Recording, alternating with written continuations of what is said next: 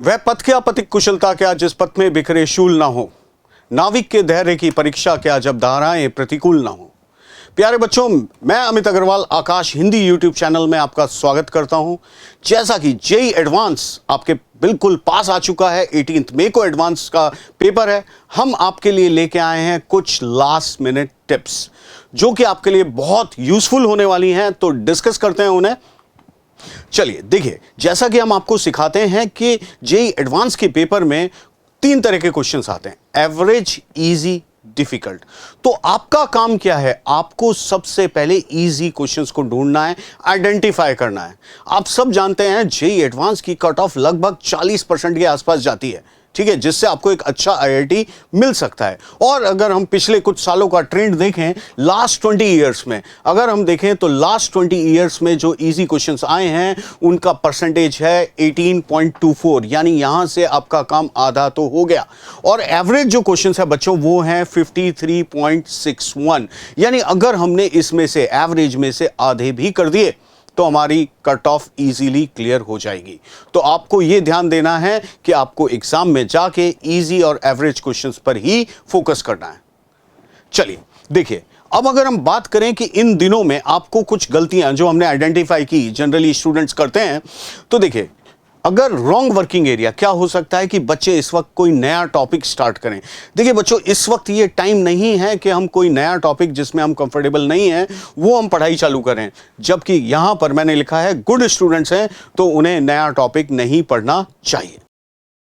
Randomly बच्चे ने क्या किया, किसी ने सजेस्ट किया यार ये वाली बुक कर ले, तो रैंडमली अभी इस समय हमें कोई नई बुक, नया मटेरियल हाथ नहीं लगाना चाहिए। सिर्फ अपने वेल प्रिपेयर्ड नोट्स को ही रिवाइज करना चाहिए। नेक्स्ट पॉइंट अगर हम देखें तो यस, देखिए, हेल्थ इज वेल्थ। अगर हमें अपनी हेल्थ का ध्यान नहीं रखेंगे तो कैसे काम चलेगा भाई। इस वक्त अगर हमारी तबीयत खराब हो गई तो बहुत दिक्कत आएगी। तो आप देखिए, यहां पर आउटसाइड फूड बिल्कुल प्रेफर नहीं करना है, आपको हेल्दी फूड खाना है, ध्यान रखना अपना, ठीक है। नेक्स्ट अगर हम देखें तो मॉक टेस्ट की बात करते हैं। मॉक टेस्ट बच्चे क्या करते हैं, इस वक्त आपको 2 मॉक टेस्ट देने चाहिए, वो भी उन्हीं टाइमिंग्स पे जबकि जेईई एडवांस होता है। इससे हम कहते हैं बॉडी ट्रेनिंग, अपने आप को उस एग्जाम के लिए अपनी बॉडी को ट्रेन करना है। तो जो बच्चे अगर अच्छे से वर्क नहीं कर रहे हैं उनकी ओनली प्लानिंग है बस, और वीक में वो 1 या 2 मॉक टेस्ट दे रहे हैं, जबकि जो बच्चा अच्छे से प्रिपेयर कर रहा है वो वीक में डेली 2 एडवांस के पेपर देगा। Next, no body cycle. अब यहां पर हमें उस एग्जाम को रेस्पेक्ट करने की जरूरत है बच्चों, यानी अगर हमारा सुबह 9 बजे एग्जाम है तो उस वक्त हम 6 बजे उठेंगे। तो आप ध्यान दीजिए, उस दिन नहीं, अभी आपको इन दिनों में डेली सुबह 6 बजे उठना चाहिए। और लास्ट पॉइंट, रैंडम वीडियोस ना देखें, सिर्फ आप ऑथेंटिक सोर्स से ही वीडियो को देखें। अब चूंकि देखिए मैं मैथ्स पढ़ाता हूं तो अब हम बात करते हैं मैथमेटिक्स की। सो मैथमेटिक्स में हमने कुछ टॉपिक्स, कुछ आपके लिए डेटा एनालिसिस किया है, तो वो मैं आपसे शेयर करना चाहूंगा। देखिए, ये हमने पिछले कुछ 20 सालों में देखा तो सीक्वेंस एंड सीरीज जो चैप्टर है हमारा, उससे 37 क्वेश्चंस आ रहे हैं, यानी एक इंपॉर्टेंट चैप्टर बन जाता है आपके लिए। नेक्स्ट हम देखें 3D geometry, again 43 questions, very high percentage. Vector algebra, देखिए अगर आप ये 2 चैप्टर्स ही कर लें, 3D और वेक्टर, तो ये काफी परसेंटेज ऑफ पेपर कवर कर रहा है। नेक्स्ट, कंटिन्यूटी एंड डिफरेंशियबिलिटी, बहुत छोटा सा आसान सा चैप्टर बट बहुत वेटेज दिख रही है यहां पर। नेक्स्ट हम देखें प्रोबेबिलिटी, 56 क्वेश्चंस। यहां पे मैं एक टॉपिक और आपको बताना चाहूंगा प्रोबेबिलिटी में, आप ध्यान दें बेस थ्योरम पर। Okay, next trigonometric functions, again 50 questions. Then complex numbers and quadratic equations, 55 questions. So application of derivatives, 54. Integrals, especially definite integral, ठीक है, यहां पे हमने मेंशन किया, यहां दोनों चैप्टर्स शामिल हैं, इंडेफिनेट एंड डेफिनेट, बट मैं आपको कहूंगा डेफिनेट इंटीग्रल का बहुत हाई परसेंटेज रहता है। देन लास्टली आप देखिए बॉस मास्टर, 95 क्वेश्चंस, कौन से चैप्टर से आ रहे हैं, कोनिक सेक्शन। ओके, अब देखिए आप यहां पर हम बात कर रहे हैं, एक चैप्टर वाइज हमने एनालिसिस किया है 2010 से 2024 के बीच का, कुछ चैप्टर्स आइडेंटिफाई किया और उसमें से भी हमने आपके लिए कंसेप्ट लेके आए हैं, हम किस कंसेप्ट पे ज्यादा क्वेश्चंस आ रहे हैं। कोनिक सेक्शन, जैसा कि हमने देखा मास्टर चैप्टर है, यहां से आप टेंजेंट एंड नॉर्मल देखे, इससे कितने क्वेश्चन पूछे गए बच्चों? 36। नेक्स्ट, कॉम्प्लेक्स नंबर का ज्योमेट्री वाला पार्ट, यहां से कितने क्वेश्चन आ रहे हैं? 12। डिफरेंशियल इक्वेशन, बहुत ही काम की इक्वेशन, लीनियर डिफरेंशियल इक्वेशन, याद है? इंटीग्रेटिंग फैक्टर निकालना है और सॉल्व करना है। तो यस, 12 क्वेश्चंस, वेरी इंपॉर्टेंट। तो ये टॉपिक आप रिवाइज कर सकते हैं। देन डेफिनेट इंटीग्रल, जैसा भी मैं कह रहा था, उसमें बाय पार्ट्स वाले क्वेश्चंस बहुत पूछे जाते हैं। Newton Leibniz theorem and application of derivative, Rolle's theorem and LMVT, आप मान लीजिए इसका एक क्वेश्चन आएगा ही आएगा। देख सकते हैं आप, 10 क्वेश्चन पूछे गए हैं। नेक्स्ट, अब ये हमने कुछ चेकलिस्ट आपके लिए तैयार करके दी है, जो टॉपिक लास्ट मोमेंट पे आपको रिवाइज करने चाहिए। क्वाड्रेटिक इक्वेशन से न्यूटन्स फॉर्मूला बिल्कुल रिवाइज कीजिएगा। नेक्स्ट, कॉम्प्लेक्स नंबर से ज्योमेट्री वाला पार्ट, जैसा भी हमने बोला, और nth root of unity. Next, sequence and series, AP, GP and method of difference. Next है बच्चों पीएनसी, बहुत ही फेवरेट टॉपिक है मेरा। तो distribution of identical and distinct objects and set theory related topics. Okay, next, binomial theorem, properties of binomial coefficients, जिसमें हम series वाले questions करते हैं, उन क्वेश्चंस की बात कर रहे हैं। Matrices, properties of adjoint and inverse, ये आपको क्लास में पढ़ाते वक्त भी काफी बताया है कि एडजॉइंट की प्रॉपर्टीज जरूर रिवाइज करें, specially first 4 properties. Next, determinant से सिस्टम ऑफ इक्वेशन, याद रखिएगा क्रैमर्स रूल, एक लाइन लिखाई थी आपको, that any homogeneous equation will have non trivial solution then del is equal to 0, याद रखिएगा ये क्वेश्चन आएगा। नेक्स्ट, प्रोबेबिलिटी, जैसा मैंने अभी आपको बताया था, Bayes theorem and conditional probability. Next, ये था बच्चों अलजेब्रा का पार्ट। अगर हम देखें part 2, geometry and vectors, conic section 1, family of circles revise कीजिएगा और tangent and normal. Next, conic section 2 के लिए बच्चों tangent normal and its properties. Again अगर हम देखें पूरा, तो टेंजेंट नॉर्मल आपको रिवाइज करना चाहिए, स्लोप फॉर्म में इक्वेशन या पैरामीट्रिक फॉर्म में इक्वेशन। वेक्टर अलजेब्रा से VTP and STP, vector triple product and scalar triple product. 3 dimension geometry whole chapter, देखिए इस चैप्टर का वेटेज बहुत ज्यादा है। तो है क्या? स्ट्रेट लाइन की इक्वेशन और प्लेन से रिलेटेड डिफरेंट प्रॉब्लम्स जो भी हैं, आप एक बार जरूर रिवाइज कीजिए। नेक्स्ट बच्चों आते हैं हम कैलकुलस पे, relation and function, classification of function, then inverse function and composite function, limit and derivative expansions. I hope सबको सारे एक्सपेंशंस याद होंगे। Application of derivative, again Rolle's theorem and LMVT, very important topic, ये अभी हमारे analysis में भी निकल के आया था। डेफिनेट इंटीग्रल से बच्चों limit as a sum, Newton Leibniz theorem, ये एनालिसिस में भी आया, and inequality of definite integrals. Last में जो हम करते हैं एस्टिमेशन, मैं उसकी बात कर रहा हूं।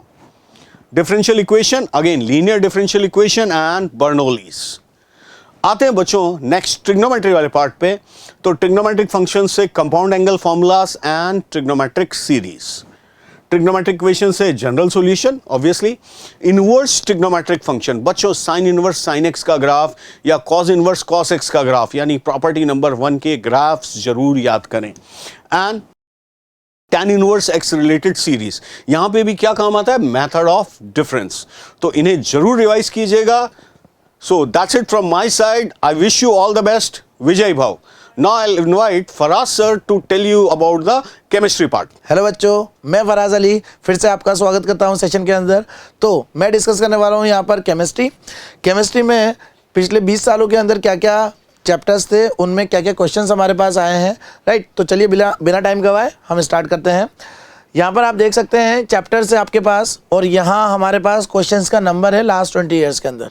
तो अमाइंस चैप्टर हमारे पास जो है उसमें लास्ट 20 ईयर्स में 27 क्वेश्चंस हमें मिले, right. Principle of qualitative analysis, तो उसके अंदर 27 क्वेश्चन अगेन हमें मिले। Chemical kinetics and nuclear chemistry, इनमें 32 क्वेश्चन हमें मिले हैं। अब यहाँ पर वेटेज बढ़ गया है, आप ये ध्यान रखें, जो आपके पास केमिकल काइनेटिक्स है उसके साथ साथ न्यूक्लियर केमिस्ट्री भी यहाँ पर है। और न्यूक्लियर केमिस्ट्री के अंदर जो क्वेश्चंस आते हैं वो काफ़ी ज़्यादा आते हैं, तो इसको भी आपको ध्यान रखना पड़ेगा, ठीक है। Organic chemistry some basic principles and technique, उसमें 32 क्वेश्चंस अगेन आपको मिल रहे हैं। हाइड्रोकार्बन में अगेन वे अपने पास नंबर्स बढ़ गए, 33 क्वेश्चंस हमें मिले। इलेक्ट्रोकेमिस्ट्री में 41 क्वेश्चंस मिले हैं, जो कि अच्छा खासा नंबर हमारे पास है, ठीक है। थर्मोडायनेमिक्स 46 और कोऑर्डिनेशन कंपाउंड 46। दोनों ही चैप्टर बहुत इंपॉर्टेंट चैप्टर में से एक है, एक फिजिकल का है, एक इनऑर्गेनिक का है, और दोनों ही सबसे मतलब काफ़ी अच्छा वेटेज रखते हैं जेईई एडवांस के अंदर, तो इसलिए आप इन चैप्टर्स को तो बिल्कुल भी छोड़ के ना जाए, ठीक है। फिर aldehyde ketone and carboxylic acid, अब आप देख लो उसके अंदर 72 क्वेश्चंस आए हैं, मतलब ऑर्गेनिक केमिस्ट्री का एक काफ़ी बड़ा अपने पास हिस्सा है एल्डिहाइड कीटोन कार्बोक्सिलिक एसिड, उसके अंदर जो नंबर ऑफ क्वेश्चंस हमें मिल रहे हैं, ठीक है। फिर पी ब्लॉक के अंदर 77 क्वेश्चंस। अब आप सोचो कि इनऑर्गेनिक का लगभग पूरा हिस्सा जो आपके पास है वो पी ब्लॉक का है, राइट। लगभग बोला है क्योंकि आपके पास और भी चैप्टर्स है, राइट, जिसमें अपने पास कोऑर्डिनेशन आता है। P block actually chemical bonding और पी ब्लॉक इनमें एक साथ मिक्स करके क्वेश्चंस बनाए सकते हैं, इसीलिए यहाँ पे जो नंबर ऑफ क्वेश्चंस है वो काफ़ी ज़्यादा है, तो इसीलिए आपको इनका ध्यान रखना है, ठीक। अब हम बात कर लेते हैं क्या जो चैप्टर के अंदर किस कंसेप्ट पर बेस्ड हमारे पास क्वेश्चंस मिले हैं मोस्टली, ठीक है ना। तो यहाँ पर सबसे पहले आप देख लीजिए इलेक्ट्रोकेमिस्ट्री में हमारे पास कंडक्टेंस एंड सेल, इनसे हमारे पास 20 क्वेश्चन मिले हैं पिछले 14 सालों में, 2010 से 2024। इनफैक्ट हम 15 ही पूरा काउंट कर ले क्योंकि 2024 भी हमने इसमें इंक्लूड कर रखा है, ठीक है ना। तो हमारे पास 20 क्वेश्चंस मिले। अब 20 क्वेश्चंस मिलना, तो भैया आप ये देख लीजिए कि कंडक्टेंस एंड सेल, इन दोनों टॉपिक को आप बिल्कुल भी ना छोड़ के जाएं। कंडक्टेंस कंपैरेटिवली काफ़ी इजी अपने पास हिस्सा होता है इस चैप्टर का, तो आप तो उसको तो ज़रूर देख के जाएं। और सेल में भी जो अपने पास गैल्वेनिक सेल वगैरह होता है, इनको भी आप बहुत अच्छे से करके जाएं, ठीक है ना। फिर आता है हमारे पास next chapter thermodynamics and thermochemistry. इसमें अपने पास first law, second law and enthalpy, right. First law, second law और एंथैल्पी, इनसे रिलेटेड क्वेश्चंस हमारे पास यहाँ पर आए हैं। और वो कितने क्वेश्चंस आए? 17 क्वेश्चंस हमारे पास यहाँ पर मिले। लिक्विड सॉल्यूशन, इसमें colligative property and Raoult's law, देखा जाए तो ये पूरा चैप्टर हो गया कॉलिगेटिव प्रॉपर्टीज और राउल्ट्स लॉ, ठीक। तो इनके अंदर हमारे पास कितने क्वेश्चंस मिले हैं? पूरे 18 क्वेश्चंस मिले हैं, राइट। इसका मतलब ये पूरा ही चैप्टर इंपॉर्टेंट है और छोटा सा चैप्टर है, आसान चैप्टर है, जिसको आप बिल्कुल भी ना छोड़ें। एंड मूवमेंट है, तो उसमें भी अगर आप कम समय में कुछ ज़्यादा चैप्टर्स करना चाहते हैं तो इसको आप बिल्कुल इंक्लूड करके रखिए, ठीक है। फिर एटॉमिक स्ट्रक्चर आता है, जिसमें हमारे पास बोहर मॉडल एंड क्वांटम अपने पास आते हैं नंबर्स। क्वांटम नंबर्स में अपने पास काफ़ी क्वेश्चंस आएंगे। और दूसरे को जो इंपॉर्टेंट टॉपिक है वो बोहर एटॉमिक मॉडल है, उसमें हमारे पास टोटल 13 क्वेश्चंस हमें मिले हैं। रेडॉक्स, इसके अंदर टाइट्रेशन से ही रिलेटेड सीधा हमें आ रहे 15 क्वेश्चंस आ गए। सॉलिड स्टेट, इसमें ionic crystals and packing efficiency, उससे related numerical, right. Ionic crystals हमारे पास जो होते हैं, कैल्शियम फ्लोराइड हमारे पास होता है, राइट। ये सारे जो अपने पास वैरायटी के जो क्रिस्टल्स होते हैं, उन सब से हमारे पास 13 क्वेश्चंस मिले। कोऑर्डिनेशन कंपाउंड, जिसमें हमारे पास CFT, VBT, isomerism, d block, इन सब के अंदर टोटल मिला के हमारे पास 26 क्वेश्चंस आए कोऑर्डिनेशन कंपाउंड में, जो डी ब्लॉक एलिमेंट्स के बारे में हमें जानकारी दे रखी है उससे, ठीक।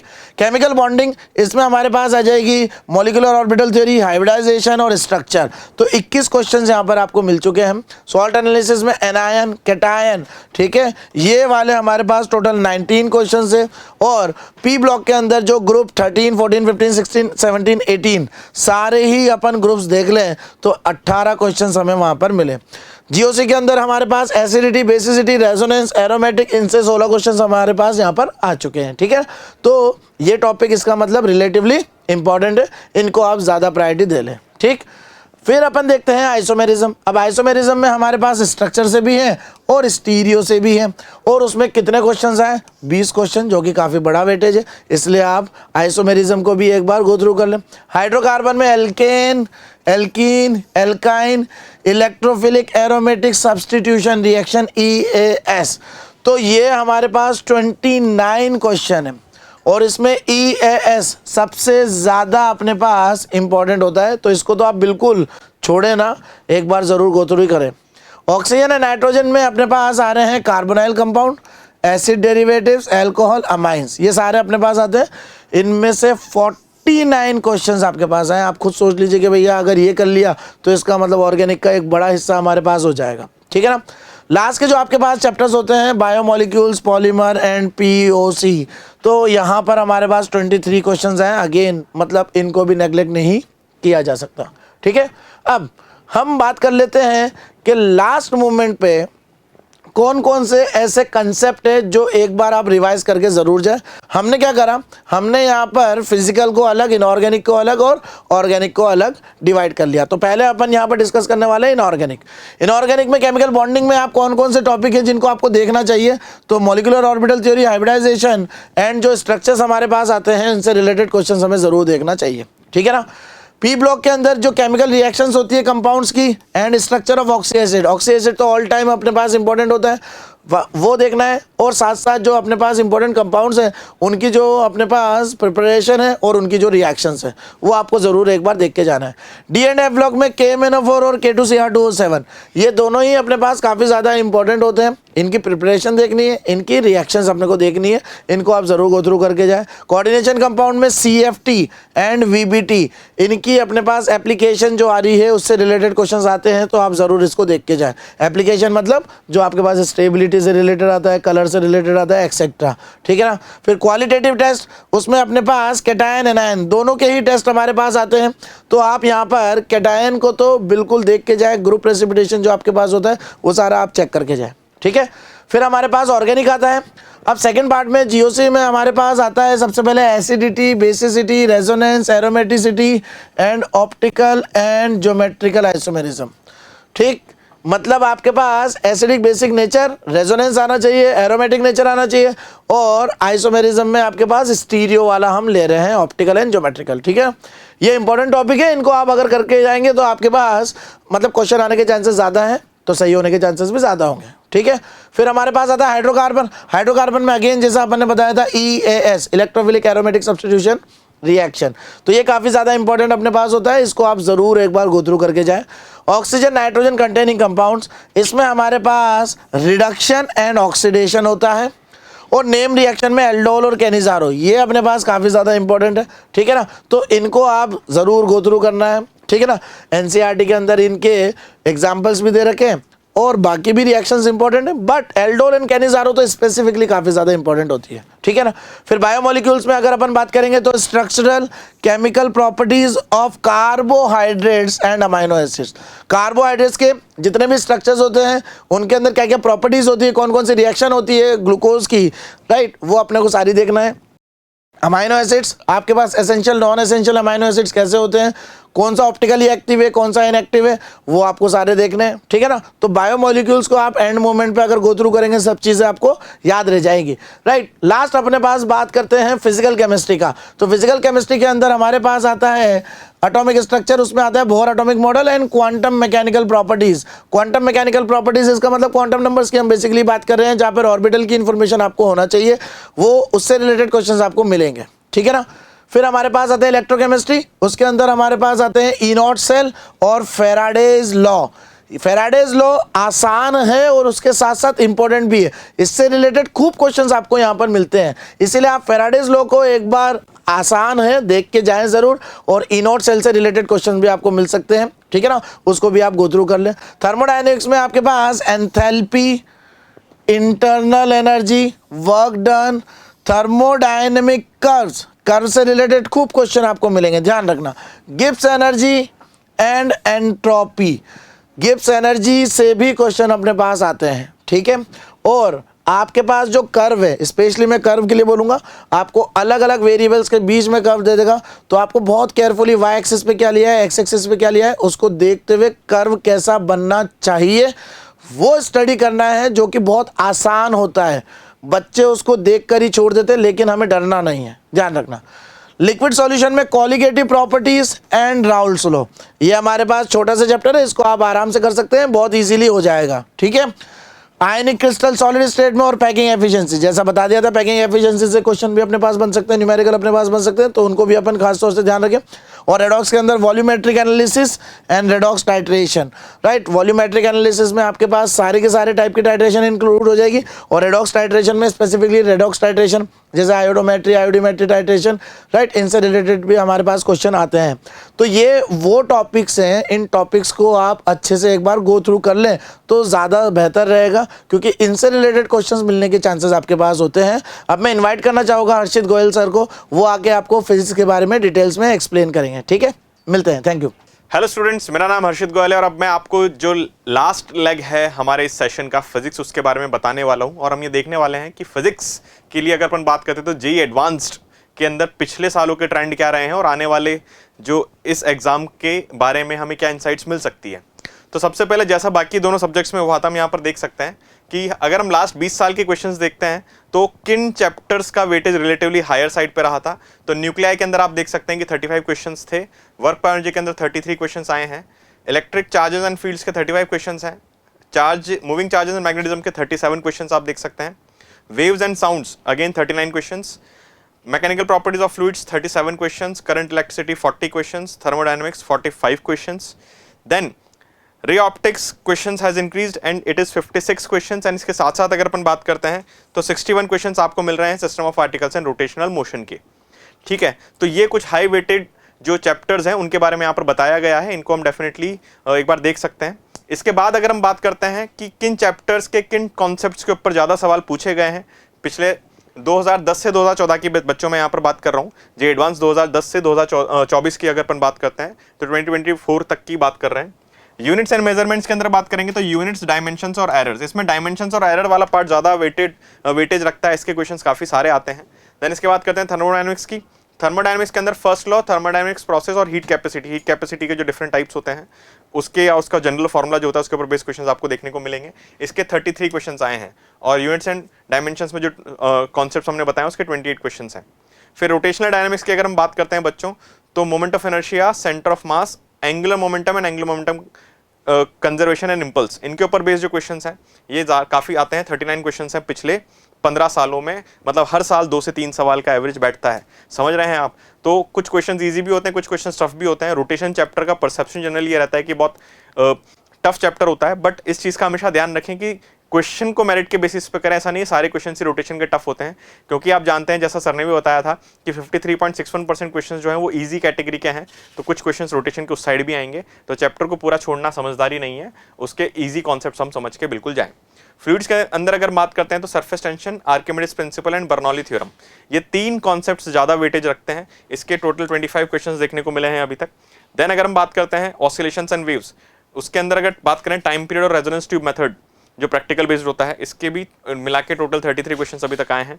इलेक्ट्रोस्टैट्स की बात करते हैं तो Gauss law, electric field lines, इसके 44 क्वेश्चंस आए हैं। एंड लास्ट अगर बात करते हैं रे ऑप्टिक्स की तो prism, TIR, total internal reflection and refraction, इनके ऊपर बेस्ड जो है 42 क्वेश्चंस आप देख सकते हैं, इनके भी काफ़ी क्वेश्चंस रहे हैं। देन फिर वापस से अगेन वो चेकलिस्ट जो इंपॉर्टेंट है हमारे पर्सपेक्टिव से और पिछले सालों के एनालिसिस के बेसिस पे। तो लास्ट के देखो, जैसा अमित सर ने कहा था कि भाई अब नया टॉपिक पढ़ने की आवश्यकता नहीं है, पर आप ये चीज़ जरूर देख लें कि आप इन टॉपिक्स के रिलेटेड जो फॉर्मूलाज हैं और जो कॉन्सेप्ट्स हैं लास्ट के जो आपके दिन बचे हैं उसके अंदर आप इसको ढंग से एक बार ब्रीफली रिवाइज जरूर कर लें, ताकि आप कॉन्फिडेंट रहें कि हाँ जेईई एडवांस पर्सपेक्टिव से जो भी इंपॉर्टेंट टॉपिक्स हैं मैं एक बार गो थ्रू कर चुका हूँ और मुझे उसके बारे में एक बेसिक जो रिव्यू है वो मिल चुका है। जैसे बात करते हैं काइनेमैटिक्स में बच्चों प्रोजेक्टाइल मोशन और रिलेटिव मोशन ये ज़्यादा इंपॉर्टेंस रखते हैं। ठीक है, laws of motion and friction की अगर बात करेंगे तो जो सर्कुलर मोशन वाला पार्ट है, सर्कुलर मोशन का जो डायनामिक्स है, ठीक है, horizontal circular motion, vertical circular motion, इनके बेसिक्स आप बिल्कुल एक बार देख के चले जाएं। एनर्जी कंजर्वेशन के जो कॉन्सेप्ट्स होते हैं वर्टिकल सर्कुलर मोशन में, वो सारी चीज़ें अपन ढंग से इसके अंदर देख लें। फिर वर्क एनर्जी एंड पावर की अगर बात करते हैं तो पोटेंशियल एनर्जी एंड उस energy conservation, mechanical energy conservation का जो पार्ट है उसको अपन ढंग से देख लें। पोटेंशियल एनर्जी के अंदर भी बात करें तो पोटेंशियल एनर्जी की जो बेसिक डेफिनेशन होती है, पोटेंशियल एनर्जी और जो कंजर्वेटिव फोर्सेज में रिलेशन होता है, ठीक है, वो सारा पार्ट अपन ढंग से देख सकते हैं। ठीक है, एंड मैकेनिकल एनर्जी कंजर्वेशन में kinetic energy and potential energy के जब अपन बात करते हैं कि उनका कंजर्वेशन का जो कॉन्सेप्ट होता है उसको अपन ढंग से समझ लें। देन आता है रोटेशनल मोशन, इसके बाद ऑलरेडी कर चुके हैं, तो इसके अंदर मोमेंट ऑफ इनर्शिया और कंजर्वेशन ऑफ एंगुलर मोमेंटम, ये 2 टॉपिक्स थोड़ा ध्यान से देख लें, इनके क्वेश्चंस काफ़ी देखे गए हैं। ग्रेविटेशन की अगर बात करते हैं तो ग्रेविटेशनल फील्ड और केप्लर्स लॉ, ये 2 टॉपिक आप एक बार और देख सकते हैं, बिल्कुल सजेस्टेड है। मैकेनिकल प्रॉपर्टीज ऑफ सॉलिड्स में यंग्स मॉडुलस के ऊपर बेस्ड ही मैक्सिमम क्वेश्चंस आते हैं, तो यंग्स मॉडुलस के जो भी डिफरेंट सिनेरियोज हैं उनके जो फॉर्मूला के एप्लीकेशन है, ठीक है, एनर्जी इसके अंदर जो इलास्टिक एनर्जी का कॉन्सेप्ट है वो सारा पार्ट अपन एक बार देख सकते हैं। मैकेनिकल प्रॉपर्टी ऑफ फ्लूइड्स की अगर बात करते हैं तो Archimedes principle and Bernoulli's principle जो ऑलरेडी मैं बता चुका हूं, इसको अपन देख लें। थर्मल प्रॉपर्टीज ऑफ मैटर की बात करें तो कैलोरीमेट्री, कंडक्शन, रेडिएशन, इन तीनों टॉपिक्स का एक बार ब्रीफ ओवरव्यू ले लें।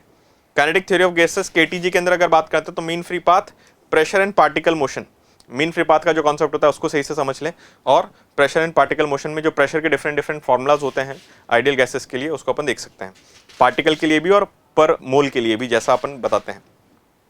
देन फिर थर्मोडायनेमिक्स की अगर बात करेंगे तो फर्स्ट लॉ और स्पेसिफिक हीट जो मैंने अभी बताया था ये इंपॉर्टेंट है। फर्स्ट लॉ के अंदर देखिए उसका जो इक्वेशन है वो तो इंपॉर्टेंट है ही, पर जो सारे ग्राफ्स होते हैं डिफरेंट गैस पैरामीटर्स के बीच में उनको भी एक बार अपन ध्यान से देख सकते हैं, किस प्रोसेस का ग्राफ कैसा होता है उसको अपन एक बार गो थ्रू कर सकते हैं। देन ऑसिलेशंस या एसएचएम की अगर अपन बात करते हैं तो उसमें सिंपल पेंडुलम का जो कॉन्सेप्ट है इसको आप एक बार ढंग से रिवाइज कर लें, उसके डिफरेंट सिनेरियोज, उसका टाइम पीरियड डिफरेंट कंडीशंस में, और उसके जो कॉम्प्लिकेटेड कॉन्सेप्ट्स होते हैं उसको एक बार देख सकते हैं। वेव्स के अंदर बात करेंगे तो स्टेशनरी वेव्स जो रेजोनेंस ट्यूब मेथड हमने कहा था उसके अंदर ये पार्ट आता है, उसके साथ साथ डॉपलर इफेक्ट, इसको भी आप एक बार बिल्कुल देख लें, बेसिक्स किस तरह से फ्रीक्वेंसी वेरिएशन होता है, वेवलेंथ वेरिएशन होता है वो अपन समझ सकते हैं। देन सेकंड पार्ट की अगर अपन बात करते हैं तो यहाँ पर जैसे अगर अपन देख रहे हैं ये देखो सारा पार्ट 11th का था, अब इसके अंदर आएगा 12th का पार्ट। 12th के पार्ट के अगर अंदर बात करते हैं तो 12th में क्या इंपॉर्टेंट है, तो electric charges, field and potential में Gauss law, motion of charge in electric field, इसको अपन ढंग से समझ सकते हैं, एक बार गो थ्रू कर सकते हैं फॉर्मुलाज वगैरह सारे। कैपेसिटेंस के अंदर बात करेंगे तो इक्विवेलेंट कैपेसिटेंस और सर्किट्स जो होते हैं, सर्किट्स के अंदर आरसी सर्किट्स आ जाएंगे, ठीक है, तो उनको अपन देख सकते हैं, उनके क्या क्या कंडीशंस होती है चार्जिंग डिस्चार्जिंग की उसको अपन समझ ले, और फिर इक्विवेलेंट कैपेसिटेंस निकालने के सर्किट के अंदर एप्लीकेशंस होते हैं, डिफरेंट सर्किट्स जो होते हैं उसको अपन देख सकते हैं। करंट इलेक्ट्रिसिटी में प्रैक्टिकल के अंदर अगर अपन बात करेंगे तो पोटेंशियोमीटर, फिर इक्विवेलेंट रेजिस्टेंस निकालना, और फिर डिफरेंट सर्किट प्रॉब्लम्स जो होती हैं आर इक्विवेलेंट निकालने की, या किसी पर्टिकुलर ब्रांच के अंदर करंट निकालने की, किसी पर्टिकुलर रेजिस्टेंस के ऊपर पोटेंशियल निकालने की, मल्टीपल चॉइस क्वेश्चंस जो होते हैं मोर देन वन करेक्ट वो बन सकते हैं यहाँ से। जो इसके अंदर अपन बात करते हैं दो लॉज अपन जो पढ़ते हैं, ठीक है, किरचॉफ के, उनको अपन थोड़ा सा ब्रीफली एक बार देख सकते हैं। मूविंग चार्ज एंड मैग्नेटिज्म की अगर हम बात करेंगे तो Ampere's law, motion of charge in electric and magnetic field, इसके जो डिफरेंट केसेस होते हैं, चार्ज जब इलेक्ट्रिक फील्ड मैग्नेटिक फील्ड दोनों की प्रेजेंस में मूव करता है तो कैसे उसका मोशन होता है, कैसे उसका पाथ होता है, वो सारी चीज़ हम इसके अंदर थोड़ा समझ सकते हैं, ठीक है।